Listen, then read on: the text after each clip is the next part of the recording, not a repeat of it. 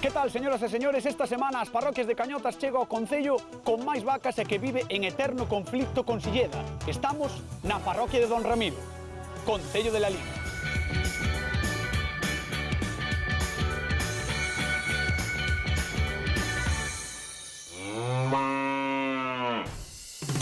Comezamos con información de servizo. A farmacia Carballo de Taboada estará toda a semana de servizo en caso de necesidade.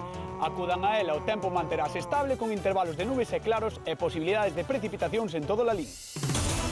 Exclusiva ás parroquias de Cañotas. As festas das Dores deixaron un extraño suceso que sorprendeu a máis de un. O porco bravo comeu o millo a Óscar Lamela.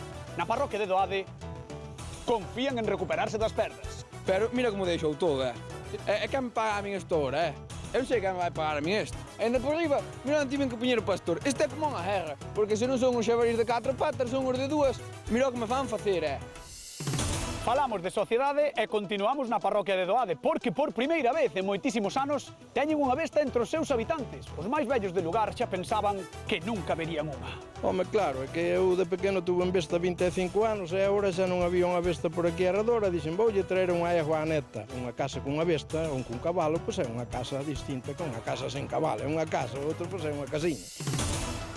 Recordamos que hoxe están na de Matelo e na de Currás de Arriba invitando a cañas. Por certo, pechamos cunha noticia deportiva bastante positiva. Xa non chove no Lalín Arena.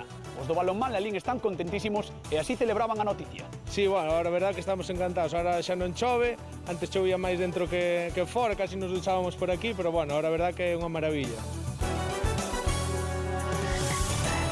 E ata aquí o noso informativo parroquial de hoxe. Tan só recordarlle a xente de Lalín que non son o centro xeográfico de Galicia. Están antas de Ulla. Como din os de aquí, a min plin, que son de Lalín.